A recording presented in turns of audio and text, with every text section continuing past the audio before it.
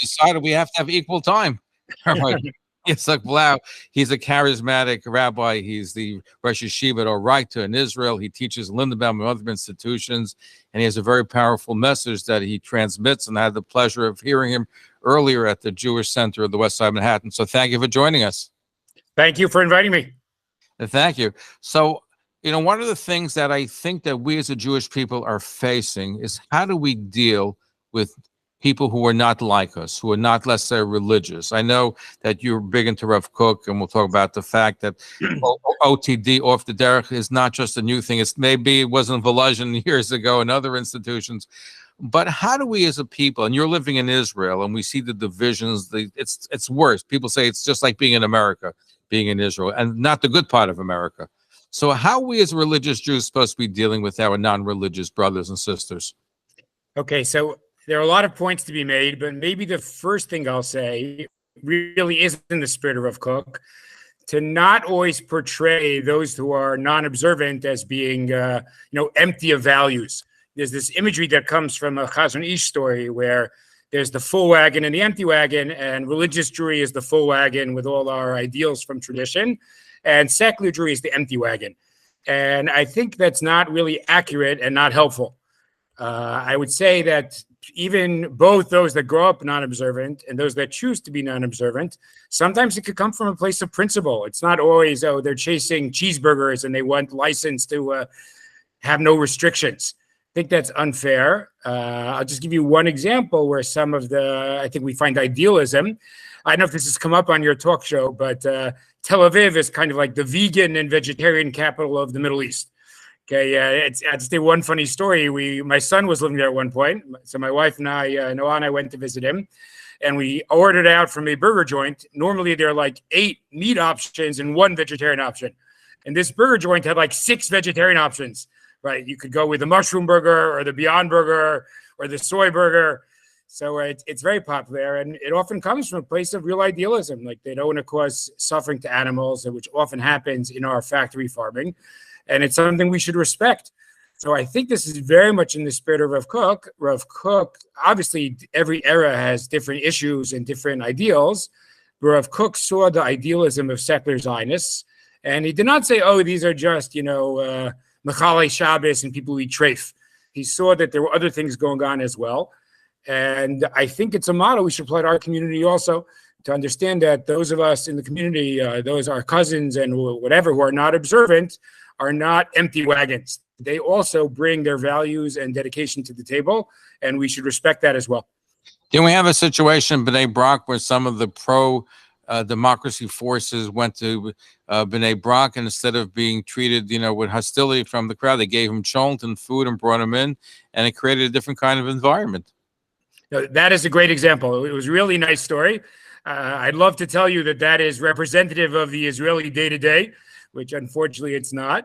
But that was a great example. Like what good would it be? What good would it do to be negative? What good would it do to be aggressive, to have a screaming match? And there they did something beautiful. They made a Kiddush Hashem. I should say, in all fairness, actually, no, I'll wait to your next question. Well, I'll see where the conversation. You remind me. I think there's this famous story for Rav Kook. Now today, when people have the Shomer Shabbos rallies, they go past the stores and they scream Shabbos, Shabbos, Shabbos, and the storekeepers, I don't think, pay attention and close. But there's a story of Rav Kook where in Jerusalem there was a storekeeper that had his store open on Shabbos. So Rav Kook said to his disciples, as Talmidim, do as I do. So they're walking down the street. Rav Kook sees the storekeeper sitting outside. He smiles, wishes him a good Shabbos. Everybody wishes him a good Shabbos, and they pass on. The storekeeper got the message. He closed the next week. Right. So the truth is, Rav Kook is a special personality. I'm not sure all of us could pull it off, but it is a great model. Maybe I'll add one more theme of Rav Kook, which is kind of the counterpoint to my previous theme. Like we spoke before about Rav Kook finding value in secular Jewry. I would also say one thing Rav Kook was a genius at was realizing that when you're criticized, the criticism might have truth. I think we tend to be so defensive, both as individuals and as communities. So the second we hear criticism, where before it's even over, we're already explaining why it's false, why it's inaccurate, why it's unfair. And it would be so much healthier. And I'm not saying it's easy in the slightest, but it's so much healthier. We didn't get immediately defensive. and thought about where the critique hits home. So I think that would also be a great model. Again, I'll use Rav Kook's example, then bring it to the present. With Rav Kook, it was, wait, these people are the ones who are actually building the land. Like right now, we think of religious Zionism as being front and center of the State of Israel project. That was not true in 1925, right? The ones working, draining the swamps were secular Jews. And if they were critical, where are religious Jewry in this project? Rav Kook would say that there's a truth to that. That's something that we should take to heart. So I would say today, obviously, it's not the same thing, right? The issues are different every day. But let's say, I don't know, secular Jewry is critical of our response to sexual abuse in the community, that the religious community has not always done a great job. Sometimes we've been involved in covering it up and trying to not really address it. And at that point, when we hear such a criticism, instead of saying, no, it's not true, there could be nothing wrong with observant Jewry, to be open to that. So those two things, if we could do that, it would be a great world. A, see the value of another group, and B, take some of their criticism to heart. So I know you're training the next generations of both men and women. So how do we get this message across? How do we effectuate change? Because, forgive me, the last time I saw what's happening, it seems worse than ever, the tension between religious, non-religious, right and left. We seem to have lost our soul in a certain degree. Wow, I wish I had the answer. But look, I think you're right. And I think it's interesting because you mentioned before a parallel to America. I'm really frightened by the polarization both in America and in Israel. And it really touches on what I quoted from Rav Kook. Like you get a sense sometimes certain conversations that some people think, the right is 100% correct and the left is 100% wrong, or the opposite. It just seems to me not reasonable. Like there's so many different issues we're discussing and such complexity of like let's imagine Israel. Israel is dealing with such a complex world, right? We have hostile neighbors, but we don't really want to rule over the Palestinians. And how are we going to navigate this? And what would be the ideal? We don't really have a constitution. What's the ideal balance of powers in Israel? These are not like black and white issues. These are not simple issues. And yet a lot of our community seems to be like, it's always one side's right and the other side's wrong.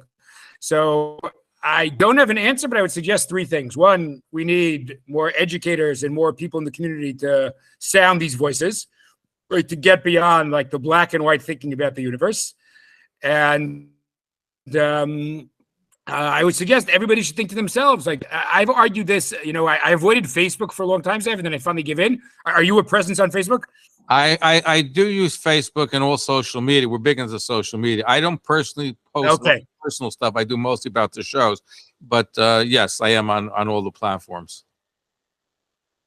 So I have this rule, which might be overdone, but if someone's last 200 posts were all on the same side of the political argument, it's not such a good sign, right? You had 200 positive things to say about the left and nothing positive to say about the right. Like, I think at some point, there's got to be some angle where you see things a bit differently. So maybe I would just call on all the listeners. Like, if you find that that's you, maybe get beyond that. Ask yourself, on what issue is your opponent actually correct? That's a good thought, because we tend to think of things black and white. We think, hey, I'm 100% right and everybody's 100% wrong. And the truth is probably somewhere in the middle. That's why when I've said on this program, by the way, that we need to compromise judicial reform, some people have taken me to task. There's nothing to compromise. We're 100% right. But I said, listen, for the sake of unity, it's going to have to be a give and take. But I heard for so many people that said no, that it's all or nothing and we have to do it and we shouldn't compromise at all. I've heard that. I'm sure you've heard that as well. The truth is, Zev, you said something good, because there's really two themes. Like, I'm arguing, forget even like pragmatics and the unity of Am Yisrael. Even just intellectually, it's not reasonable that one side is 100% right. If I'm just doing an abstract analysis, it doesn't seem to me quite reasonable. But you're making a further point. Forget like ultimate truth. Like, Am Yisrael has to get along. So, in the world of politics, I'll tell you a good story. Okay, so I'm at a wedding, and someone who's significantly to my right says that she represents the only party that's never compromised its principles. So I said, yeah, because you've never been in power. Like, it's very easy to not compromise your principles if you don't have to get things done, right? Sitting on the sideline, you could say, I am a purist. I will not give in at all. But if you're actually running a government, there's an opposition. There are other countries you have to deal with. So I think both intellectually and practically, like, we have to shoot for some middle ground. You remind me, there's a joke about religious leaders are having a discussion of how they can, what they're willing to sacrifice for world peace. So one leader said, I'm willing to get rid of this tenet in Christianity. I'm willing to give up this tenet in Islam. And the Orthodox rabbi says, for the sake of world peace, I'm willing to give up the stick and Yom Kippur on Shabbos. It is a good joke.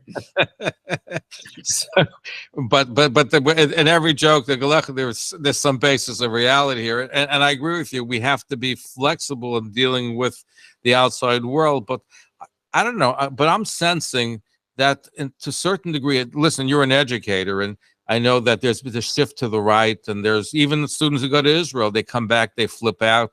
I thought it was something which they spoke about years, but I understand it's still very much today. But those that flip out are not as tolerant, and they tend to be very one-sided. Everything is black and white. And while I think improved religiosity is good, I'm not sure that flexibility is good. And I'm seeing that.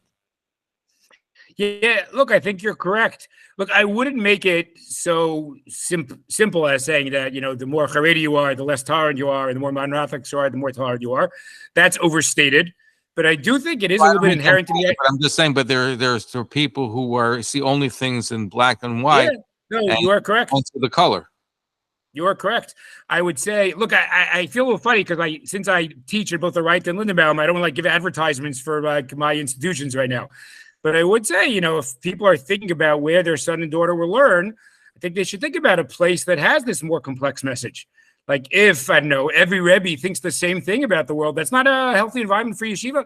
You should, different people on staff should represent different views. It could be all kinds of things. It could be politics. It could be, you have the rationalists and the mystics, the more cerebral and the more experiential educators. But ideally, a staff should provide a variety of views. So if one thinks that one's child is going to get a more black and white view of the Jewish universe, I agree that I don't think that's a good thing. One of the criticisms of the modern Orthodox yeshivas, by the way, is that there's a lot of intellectualism, but not enough spirit, which the Hasidic world has a wonderful spirit. And I know that Yeshiva University tried bringing in a Hasidic, Rav, a rabbi, to try to bring a Hasidic spirit in there. But I want to hear from you, because it's nice to be intellectual and to learn, but they're missing that soul. And some yeshivas have stressed more of the soul aspect, not so much the intellectualism. But there has to be an integration of that to be a real balanced Jew. And I'm wondering, from your perspective, you're teaching institutions that I guess are considered more modern Orthodox, how you see that and how you deal with it. Look, it's a very important point. I'm not sure I have the definitive answer, but I'll say two things I think about. One, I agree. There is a tendency in modern Orthodoxy to be very intellectual. And not only do I agree, I am personally guilty of it almost every day. So you're correct. Getting back to accepting criticism, your point really hits home. But I would say two things to try to counter it. One is we should try to have a stronger experiential component. Sometimes it might mean having different kochot, different abilities on staff. Like I often think at Orayta, sometimes I say there's like the cerebral wing and the experiential wing. And it's true that I represent the cerebral wing. But fortunately, we do have the experiential wing also. So whether that means, joyous dancing during davening, during Hallel, whether it means inspirational tiyulim, where you go to a place, I know, like Emek HaBacha, where a small amount of tankists saved the country in 73, right? There are inspirational things one can do to supplement the learning. So that would be, I would say, beyond, let's say, the learning hours. But I think it could affect curriculum as well, that there's a learning that could be more inspirational. And I think that should be part of it. I know that there are different needs in different yeshivot, but I would not want to be yeshiva actually that learns Gemara 3 a day. Even though Gemara in many ways has been the traditional meat and potatoes of Talmud Torah, at the same time, it's not going to be inspirational for every student. And there's students who are going to need, whether it be Hasidut, maybe they need Rav Tzadok, maybe they need Rav Kook, maybe they need Rav Soloveitchik. I mean, there are plenty of voices out there. And even in Gemara, maybe they need to be learning more of the Agadic sections, the profound stories of Gemara. So I think, even though you're right, sometimes experience has to happen beyond the Beit Midrash, like not just the learning, but I do think the learning itself could be more experiential, right? I think a learning that touches the soul will depend on what's taught, how it's taught. So I think we should both look, as it were, beyond the Beit Midrash and figure out how to find inspiration in the Beit Midrash. Rabbi Yitzchak Blau is our guest. He's the Rosh Yeshiva at Orayta in Israel, teaches Lindenbaum and other institutions, and we're looking at some important issues that affect education. We're going to be right back. When we come back, we'll take some of your phone calls, by the way. What do you think? 212-769-1925, 212-769-1925. Email is a wonderful way to get some of your questions answered. Zev@talklinenetwork.com, Zev@talklinenetwork.com. Coming up a little while, we'll speak to Mark Mayer Rappel about why we have to work with other ethnic groups to combat anti-Semitism. We'll also speak to former ambassador to Romania, Alfred Moses, who bought for $38.1 million the Sassoon Codex, and he also helped save Jimmy Carter during Billygate. We'll talk about that. That's all coming. By the way, we're still giving out copies of Fleshig magazine, the Milchik edition. So and not that I want to mix meat and milk together, but this is okay when it comes to Fleshig magazine. Great publication. We're giving away the dairy edition. Just send me an email to zev@talklinenetwork.com. You got to put Fleshig in the byline and give us your name, address, zip code, and phone number. Otherwise, we can't ship it to you. I know some people have been sending me emails. They just don't put down their address. You want the magazine? Please give us your address. That's Zev@talklinenetwork.com, Zev@talklinenetwork.com. We're going to be right back. Don't go away. Stay tuned. Show, the best show in the world. Show, the best show in the world. And show, and everyone to shop and show. Eating mostly plant foods like fruits, vegetables, whole grains, and beans is good for your health. I use beans instead of meat in my grandmother's jerk-style recipe. And when I'm at work, I get a tofu vegetable stir-fry. I like to get a whole wheat veggie hummus wrap for lunch. Fresh, frozen, canned, or dried, eat a whole lot more plant foods when you can. For free recipes, resources, and food assistance, call 311 or visit nyc.gov/nutrition. At the end of a long day, I unwind in my den with my favorite book and an amazing view out my Anderson windows. Reading as the sun sets helps me relax as I get lost in my imagination. I'm a self-expressionist. See more at andersonselfexpressionist.com. Love the life you see. Available at Greater Windows and Doors at 1302 60th Street in Borough Park. Call them at 718-972-2626. Greater Windows has been serving the community for over 30 years. Commercial and residential accounts welcome. Online at greaterwindows.com.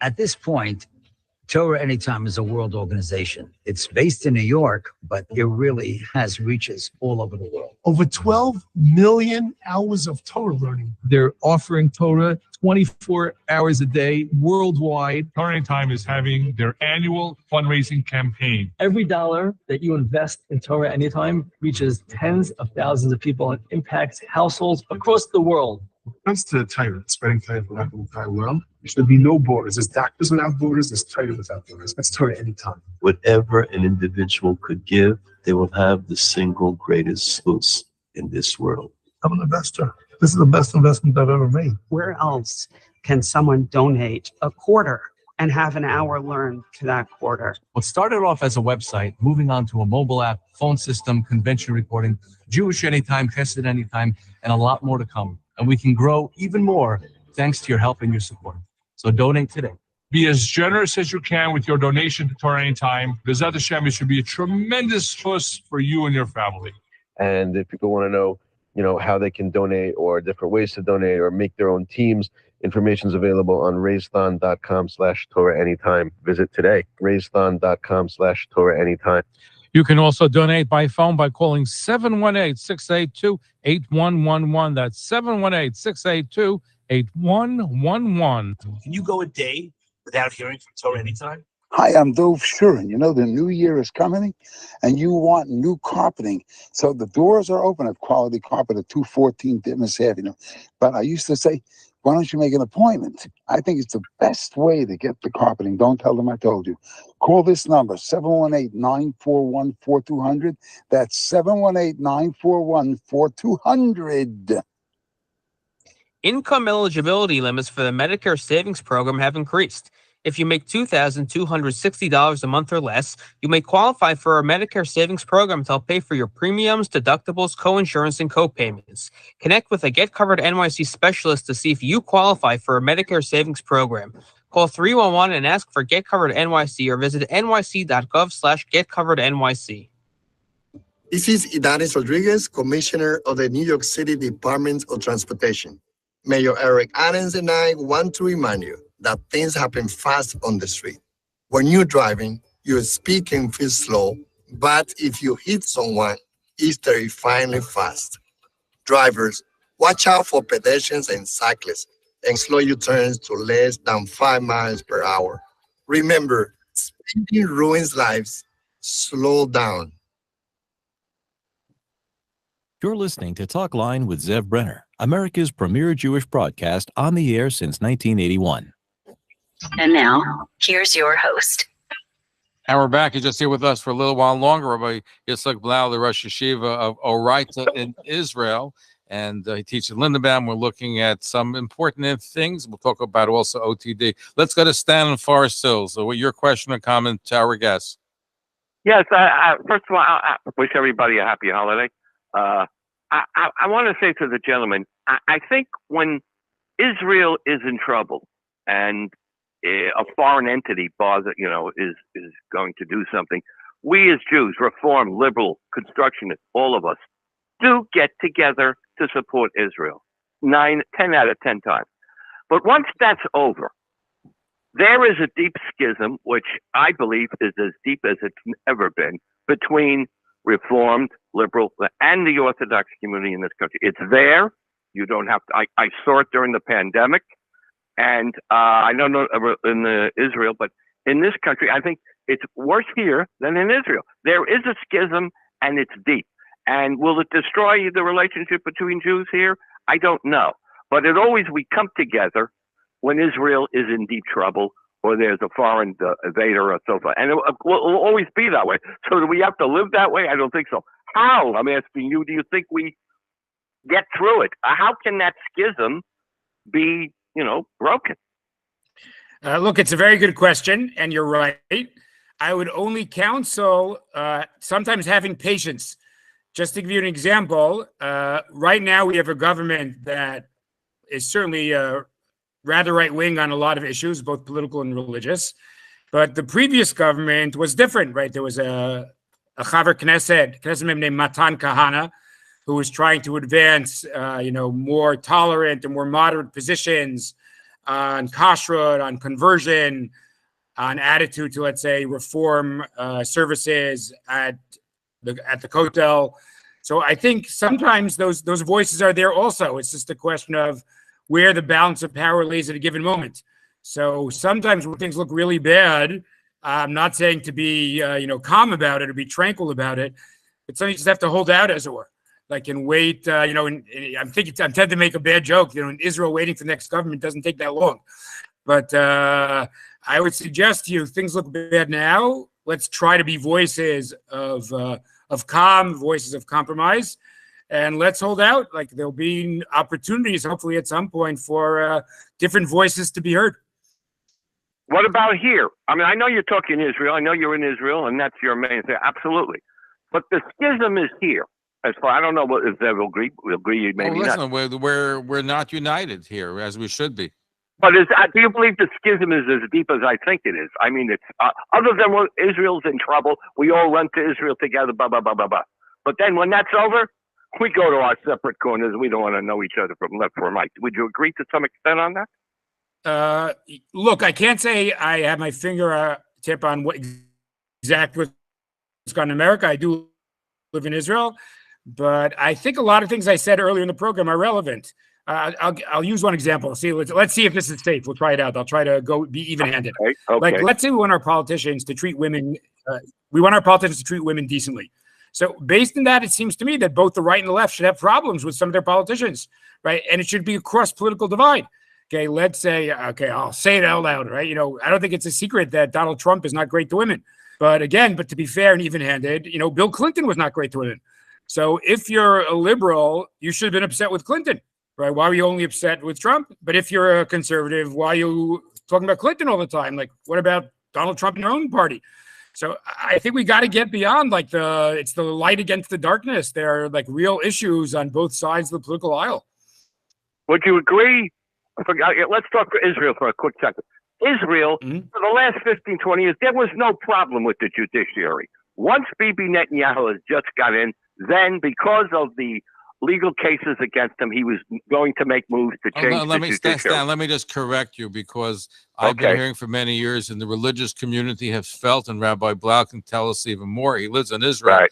They felt there was a bias against religion and also bias against the nationalists, against more of those Likudniks in the far as territory is concerned. So this is nothing new, but this coalition is a more right-wing coalition than ever in Israeli politics. So this issue was something which they ran on, and they're looking to make that change. Now, personally, I think they're moving too fast. I said this to Simcha Rothman, that I thought they're moving too fast. They're probably better off doing slowly. They've galvanized the left. I told them that. They don't agree with me, but that's my position. I'll let Rabbi Blau speak.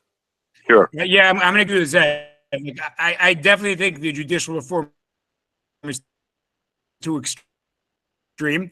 I won't get into the details right now, but it shifts from the Supreme. But it is a little bit unfair to say that it's all just to get Netanyahu out of jail. Meaning Netanyahu was not interested in this till recently, but people like Simcha Rothman and Levin, this has been their whole career. Their whole career has been about judicial reform for more than a decade now. And people like Moshe Capel at the Forum Kohelet, this has been their position papers for many, many years. So it didn't just get invented for this election. Exactly. Anyway, Stan, thank you for a good call as always. Okay, my pleasure. Tell you, have a good night. Okay, so a few moments later, I just want to return to off the dark. Religious people go off the beaten path and become non-religious. I know you addressed that when you spoke today at the Jewish Center. So let's look at some of the factors. And again, you're an educator. I'm sure you've seen some of your students over the course of time that you thought were promising, going to be great Jewish religious individuals that went off the path and no longer religious.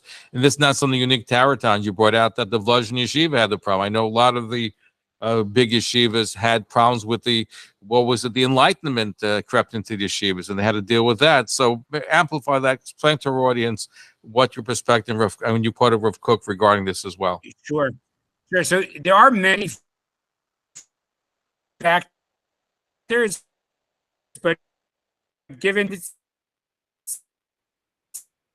some intellectual and moral homosexuality or women's issues, for some people the biggest problem is the behavior from people. Like, it's not because the Torah is this pasuk or because of this Gemara, but if they saw frumkeit as leading to people being more refined human beings, then they want to be in the part of the community.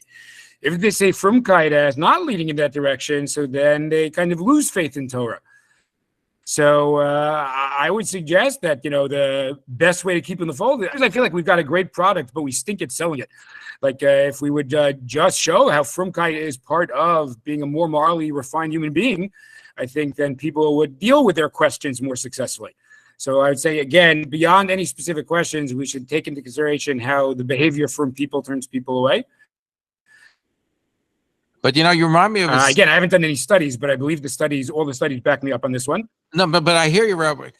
Rabbi, here's the thing, though. It's an excuse when people say, this is a religious person acts in this way, I'm checking out the religion. I'm reminded of a story, Rabbi Eliezer Silver, who after the Holocaust went to Europe.